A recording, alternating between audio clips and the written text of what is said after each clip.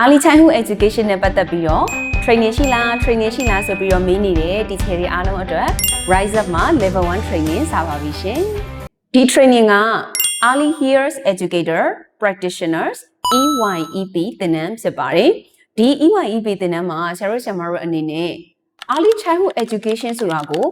ထဲဝင်နဲ့ရှင်းလင်းပို့ပြီးတော့သဘောပေါက်သွားမှာဖြစ်ပါတယ်။ training မှာဘာတွေပါမလဲဆိုရင် number 1 holistic development လို့ခေါ်တဲ့ကလေးတစ်ယောက်ရဲ့ဘက်စုံဖွံ့ဖြိုးတိုးတက်မှုအကြောင်းပါမယ်။ number 2 why play is so important for children ကလေးတစ်ယောက်အတွက်ကစားခြင်းကဘာကြောင့်အရေးကြီးတာလဲဆိုတဲ့အကြောင်းကိုလည်းကျမတို့ကဆွေးနွေးအောင်မှာဖြစ်တယ်။ number 3ကတော့ observation လို့ခေါ်တဲ့လေ့လာသုံးသပ်ခြင်းကလေးတစ်ယောက်အတွက်လေ့လာသုံးသပ်ခြင်းကဘာကြောင့်အရေးကြီးလဲဆိုတဲ့အကြောင်းအရာတွေအကုန်လုံးကိုကျမတို့ကဒီသင်တန်းမှာအတူတူဆွေးနွေးကြမယ်တိုင်ပင်ကြမယ်အဖြေရှာကြမှာဖြစ်ပါတယ်ရှင်။ level 1 training မှာ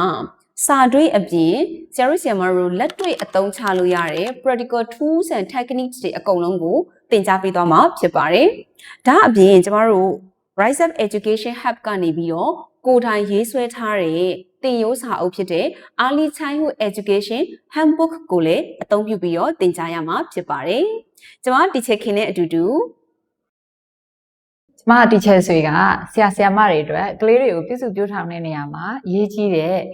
မဖြစ်မနေသိကိုသိရမယ် observation အကြောင်းကိုဆွေးနွေးပေးသွားမှာဖြစ်ပါတယ်။သင်တန်းစတင်မဲ့ရက်ကတော့အခုလာမဲ့ဇွန်လ6ရက်နေ့နဲ့9ရက်နေ့စနေတနင်္ဂနွေ2ရက်ဖြစ်ပါတယ်။သင်တန်းရဲ့အချိန်ကတော့မနက်9:00နာရီကနေနေ့ခင်း3:00နာရီအထိကျမတို့ training hour 10:00နာရီနဲ့သွားမှာဖြစ်ပါတယ်။သင်တန်းရဲ့ဒီနေရာကတော့ဗဟန်းမြို့နယ်မှာရှိတဲ့ဓမ္မစီရီလန်းနဲ့ link land town က timely condo မှာဖြစ်ပါတယ်ရှင်။သင်တန်းကြီးကတော့